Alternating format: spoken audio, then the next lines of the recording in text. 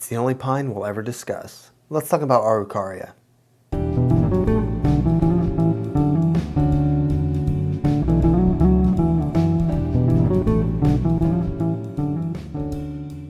What's up, fellow plant enthusiasts? My name is Dylan, and this is Bane's Botanicals. Today, we're going to be talking about Araucaria.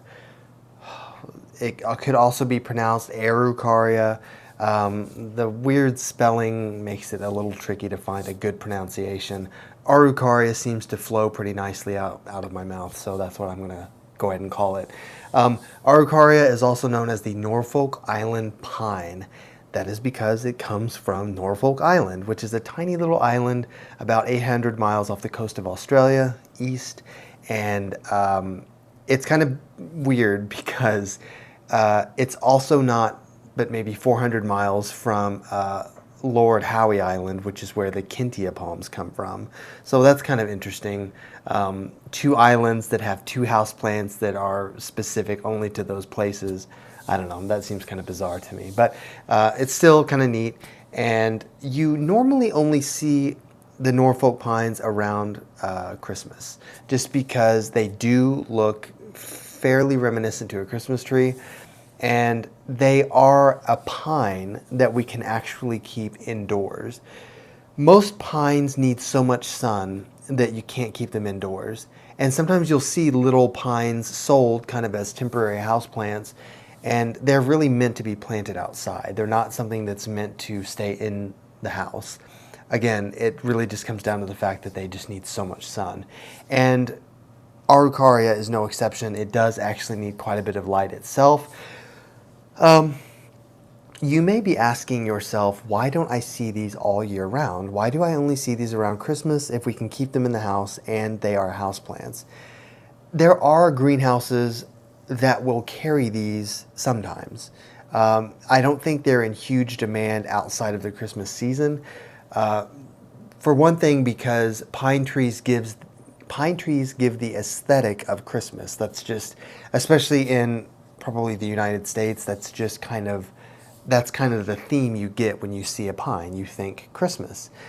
But beyond that, Norfolk pines are not the easiest plants to take care of.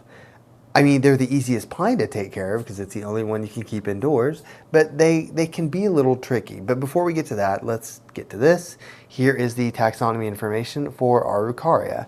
And this is the only time I'm going to say this, but we are in the phylum Pinophyta, which is the pines. All the pine trees that you see outside, they are under Pinophyta. So this is a relative to all of those pine trees.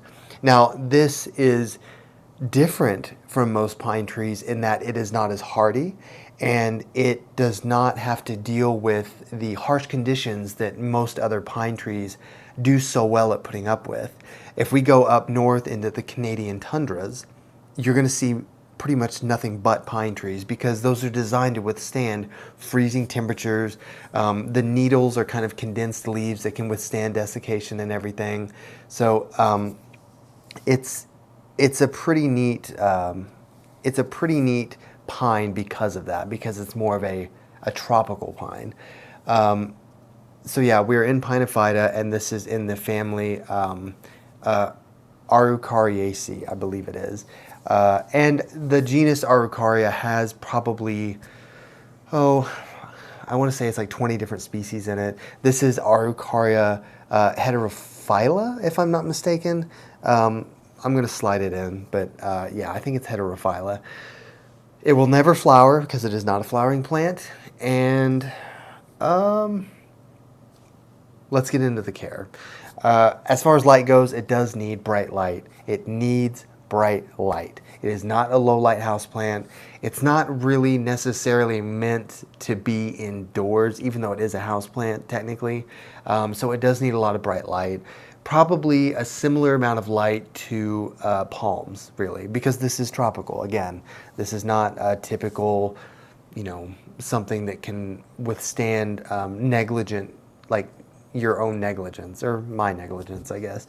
As far as water goes, it does need to be kept pretty evenly moist. Maybe not as moist as a fern. Ferns need to be kept pretty moist at all times, but you don't want this to dry out, really. maybe ever so slightly, but typically when you let these dry out, you start losing needles and they'll start to brown on the ends and they'll start to lose the bottom branches, which they do tend to drop some of the bottom branches anyway. That's just part of what they do. That's part of what trees in general do.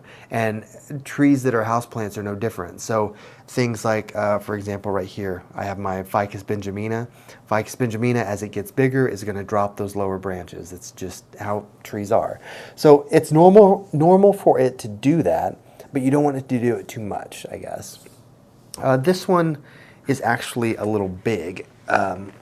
If I lift it up here, it is actually a pretty good sized Norfolk Island Pine.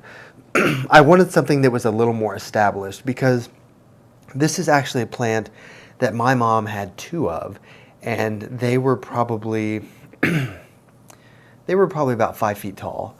And they were pretty sizable plants, and boy, did those things drop needles. And who had to vacuum them up? I did.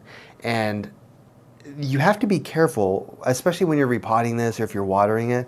Those needles can be pretty sharp on the interior. Like on the inside, it can stab you and it hurts. So just be aware of that.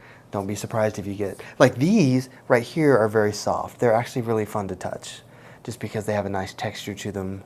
They're really soft. They don't smell like pine. When you think of like a pine tree, it doesn't smell like that. It doesn't smell like anything. But the interior is where it can get a little bit stabby. So, what were we on? I keep mine's in a plastic pot because I just don't want it to dry out. So I have it in a plastic pot. I used a regular houseplant soil. A regular houseplant soil should have adequate drainage for most tropical plants, and it's something that will retain enough moisture that, especially in a plastic pot, that this should be successful. They do need a lot of humidity.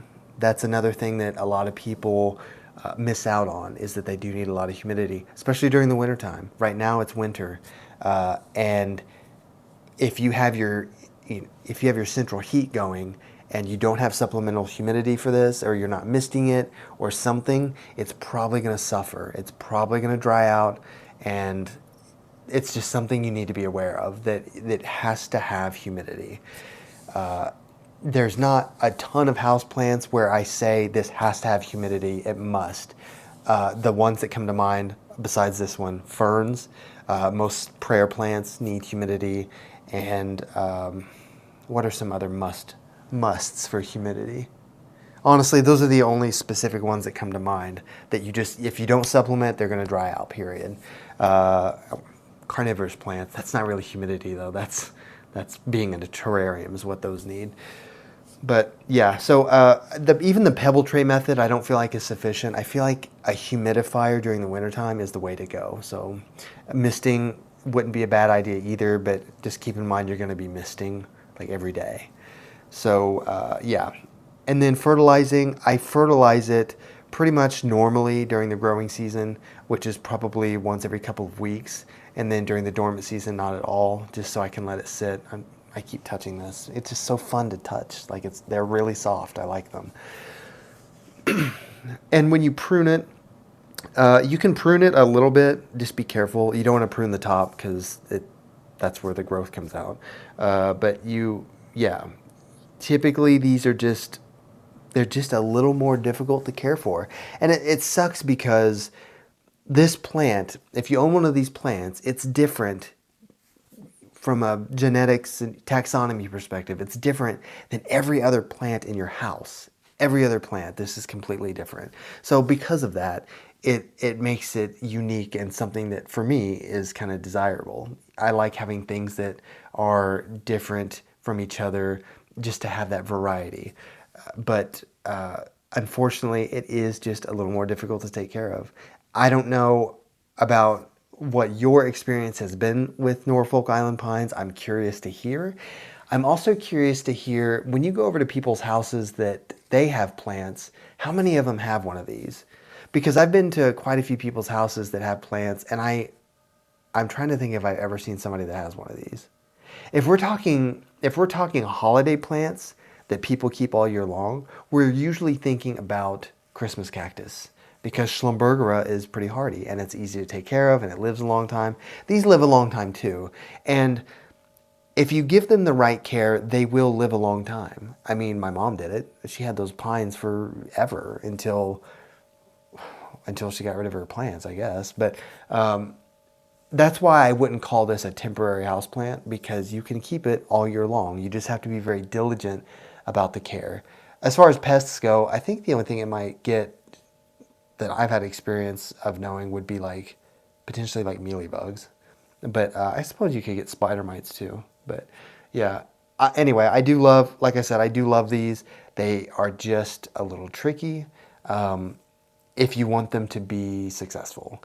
Even the ones at work, they did well for a while. And then towards the end of the season, probably, 3 or 4 weeks in from having them, they were starting to suffer. And most plants do pretty well in a retail setting just because they're getting watered regularly, or at least by me. Maybe not by other people that run, plant places, but and they're getting kind of what they need. But these, they were just starting to not look so hot. They were starting to brown. The bottoms were starting to yellow more than they should. So yeah. Like I said, let me know what you guys think about Araucaria. I'm I'm hoping for the best with this one. The other ones I've had in the past have been small, and so the smaller a plant is, the more fragile it is, and typically that just means, I feel like I've been saying the word typically a lot. That just means that it's going to be more of a struggle. But this one, I'm hoping will do well. I will keep you guys posted. So I was going to do this video probably a year ago, and it just got away from me. But this is the perfect time of year to do it, because Christmas, at the time of this video, Christmas is in 4 days. So by the time this posts, it'll probably be only 2 or 3 days away. So that being said, Merry Christmas, you guys. Happy Hanukkah. Happy holidays, everything, like Happy New Year. I hope you guys are having a great holiday season. Hopefully you're not getting too stressed out. Hopefully you've got your Christmas shopping done, or whatever it is you guys do during the holidays. And I hope you're having a fantastic time. So thank you guys so much for supporting me, and for the likes and subscribes, and for your comments and everything. I'm really grateful this holiday season, that I get to spend a little bit of my time with you guys. So thank you for that. And until the next video, I will see you guys very soon. Thank you.